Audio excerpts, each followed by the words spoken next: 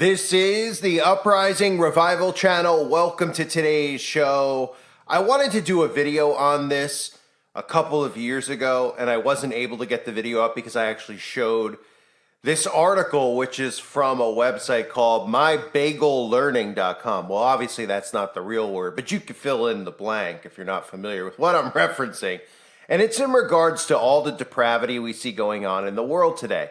Because I think a lot of times people wake up and they go, how did we get here? How all of a sudden do we have 75 pronouns and genders and et cetera, et cetera? How do we have people acting and behaving like this? How all of a sudden have we gone from the days of somebody who is cross-dressing on a street corner in a city where everybody would point, stare, and laugh to allowing our children to do the same exact thing? And people don't start to think and sit there and say, well, how did this happen? How did this happen? They pretty much just go, oh, these crazy libs, these crazy Dems. But in reality, this all comes from a certain book, the same book I've been referencing over and over again, about how Christians are deceived because they don't know what these people are really teaching in their books, and they don't know what these people really want to do to society. And while these people continue to play victims, they're the people responsible for the fall of the West. They're the people who have destroyed the United States of America by design. They hate Christians, they hate humanity, and they certainly hate and detest children. So I'm going to read, I can't show you the article on the screen, but believe it or not, it might shock some of you. These books I've talked about that end in the word mud, start with the word towel, these are the books that they teach and learn from and read. It doesn't mean every single one of them, but the majority of them do. And inside of these books, they actually have something like 8 genders that they talk about. At least 8 genders that are talked about. So we can see the origins of where all this insanity comes from. Because just like I talk about with Satanists normalizing all these things, they're normalizing all of the things inside of their book in our society, because Satanism and their book is the same exact thing. So this book where Christians would go, oh, I don't believe that's really in their book. Oh, it's in their book, and I'll read verbatim for you what their book says. And then you could start putting things together and realizing that they're in control and they're the ones responsible for really the fall of man that we're seeing. They're the ones responsible for the insane stuff that's being addressed in Congress and how the media is trying to convince you that this stuff is normal. So the article goes on to say, thought non-binary gender was a modern concept, ? Think again.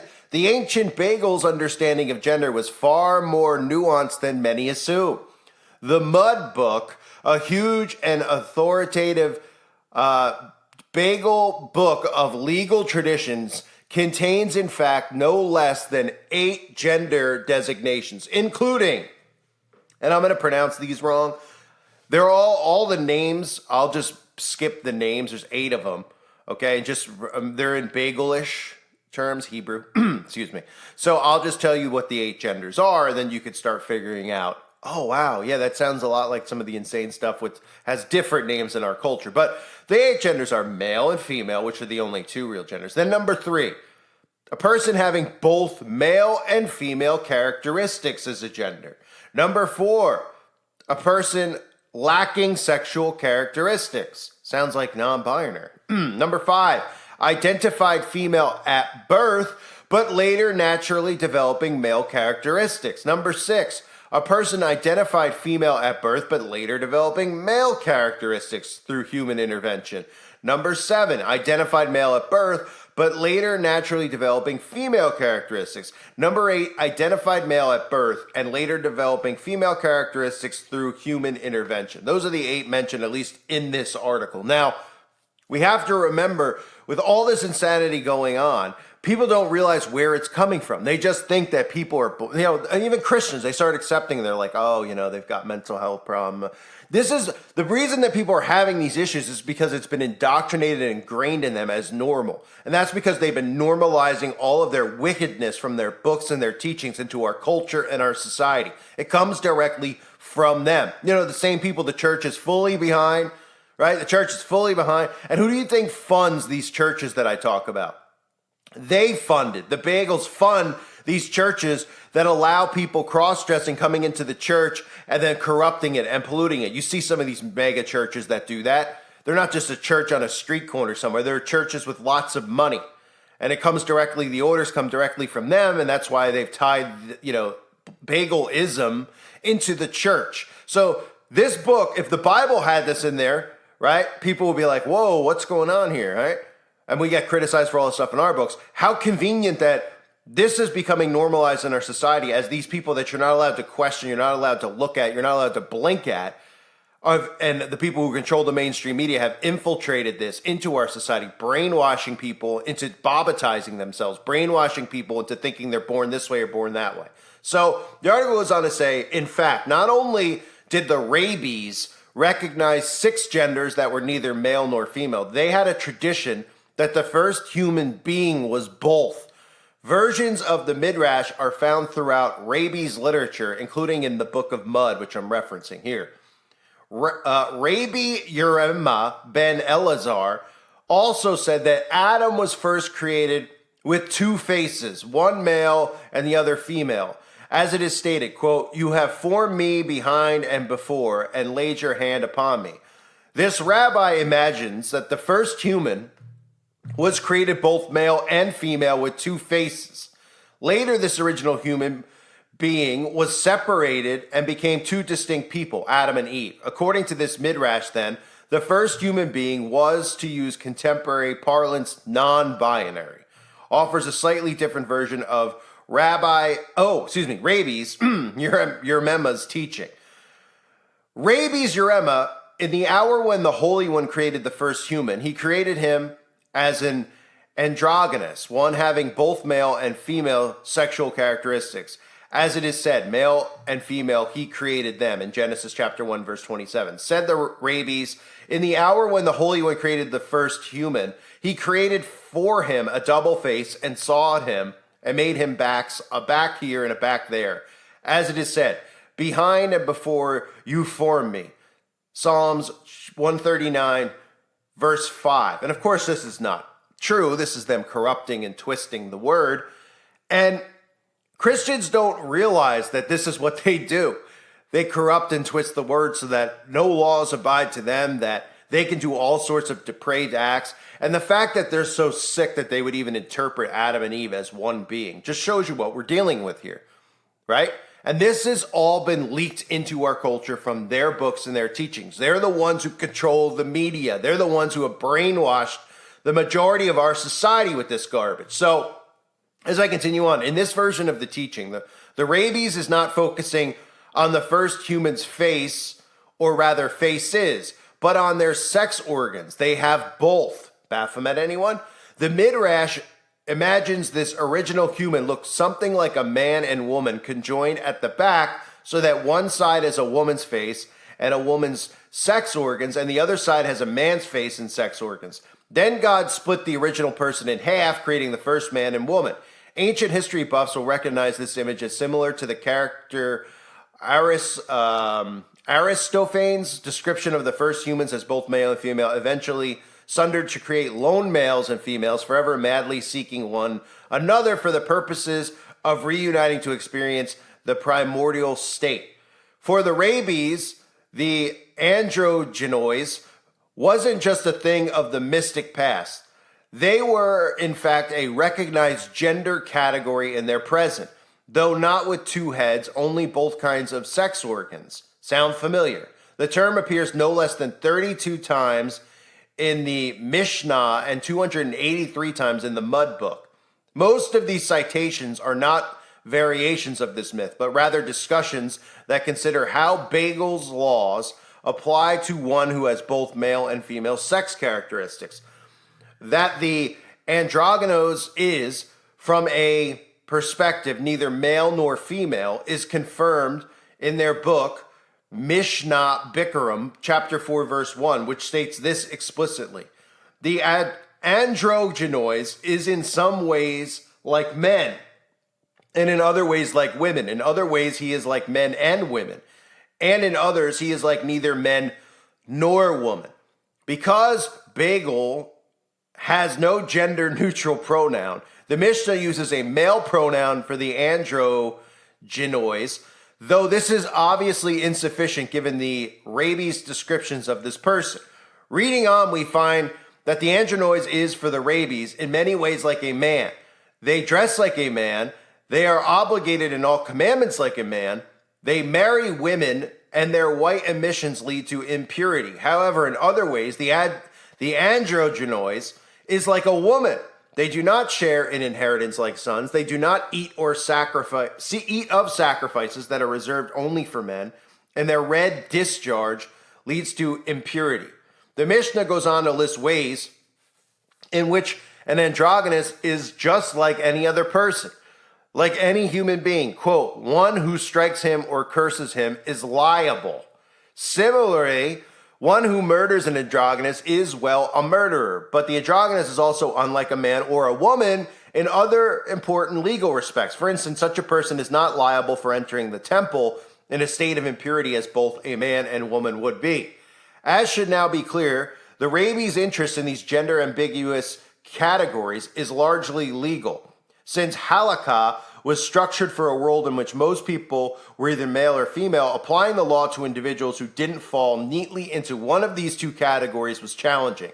As Rabbi Yoz remarks in this same chapter of the Mishnah, the androgynous is a unique creature, and the sages could not decide about him. In many cases, the androgynous is lumped together with other kinds of non-binary persons, as well as other marginalized populations, including women, slaves, the disabled, and minors. For example, concerning participation in the three pilgrimage festivals, Passover, Shavuot, and Sukkot, during which the bagels of antiquity would travel to the temple in Jerusalem, the Mishnah opens with, quote, all are obligated on the three pilgrimage festivals to appear in the temple and sacrifice an offering, except for a deaf mute, an imbecile, and a minor, and a tum-tum, and an androgynous woman, and slaves who are not emancipated, and the lame, the blind, the sick, and the old, and one who is unable to ascend to Jerusalem on his own legs. As this Mishnah indicates, it is only healthy, free adult men who are obligated to appear at the temple to observe the pilgrimage festivals. People who are not adult men and men who are enslaved or too old or unwell to make the journey are exempt. As we've already stated, the androgynous was not only the person of ambiguous gender identified by the rabies. Similarly, the rabies recognize one whose sexual characteristics are lacking or difficult to determine, called a tum-tum. I feel like I'm reading to a 2-year-old. Tum-tum in the tum-tum. In the Mishnah from Bikurim, we cited earlier Rabbi Yoz, who said the androgynous was legally challenging for the sages, said the tum-tum was much easier to figure out. The rabies also recognized that some people's sexual characteristics can change with puberty, either naturally or through intervention. Less common than the androgynous and tum-tum, but still found throughout rabies' text, who are the Aylonit, the Aylonit. I mean, the fact we're even discussing this stuff is unbelievable. But who is born with organs, identified as female at birth, but develops male characteristics at puberty or no sex characteristics at all. And the Saras, who is born with male-identified organs and later develops features recognized as female. These changes could happen naturally over time or with human intervention. For the rabies, what is most significant about the Alana and the Saras is that they are presumed infertile. The latter is sometimes translated as unich. Their inability to have offspring creates legal complications the rabies address. For example, a woman who is 20 years old who did not grow 2 pubic hairs shall bring proof. This is in their book, by the way. It's unbelievable. Who do not grow 2 pubic hairs shall bring proof that she is 20 years old, and from that point forward, she assumes the status of an alien. If she marries and her husband dies childless, she neither performs halashta nor does she enter into levirate marriage. A woman who reaches the age of 20 without visible signs of puberty, in particular pubic hair, is deemed infertile.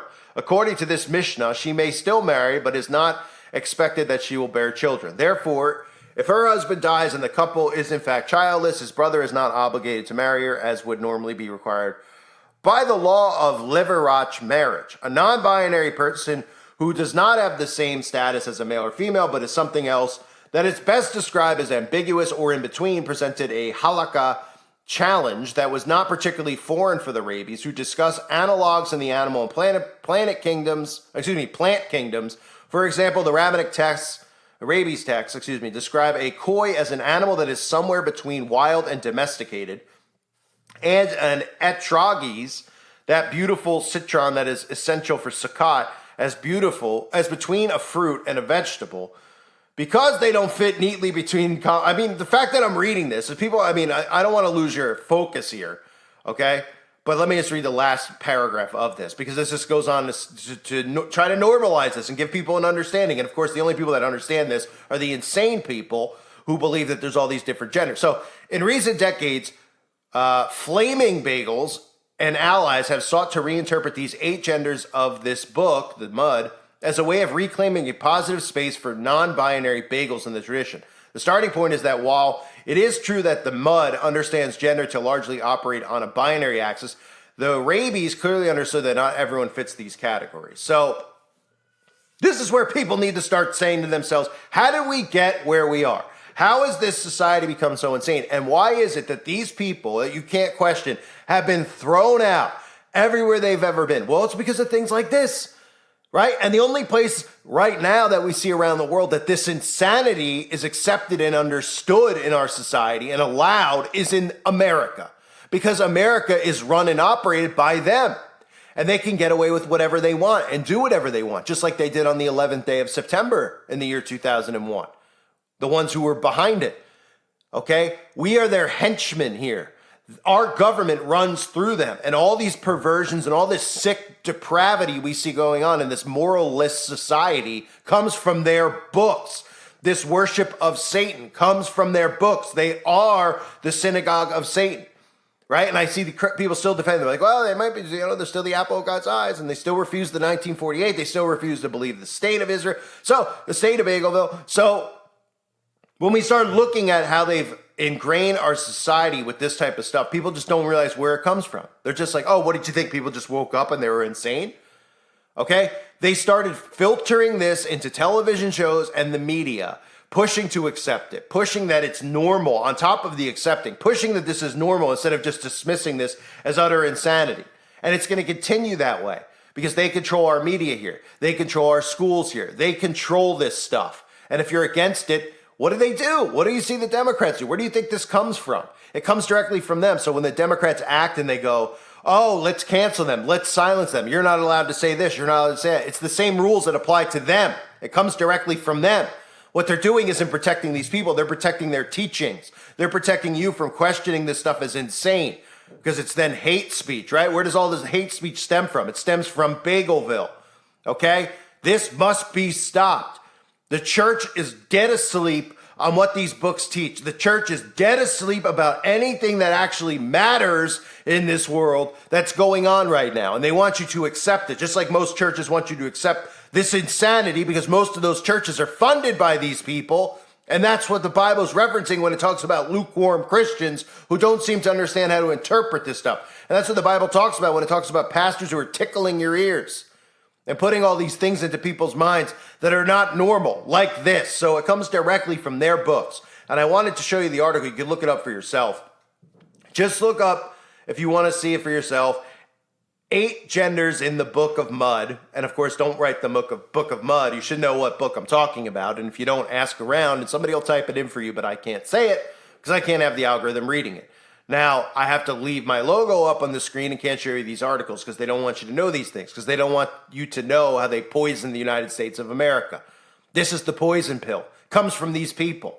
It's always come from these people. Then you need to start asking yourself, why is it that, people have been against them so much, right? I say this about the witches. They're like, oh, poor witches and the Salem witch trials and this and that.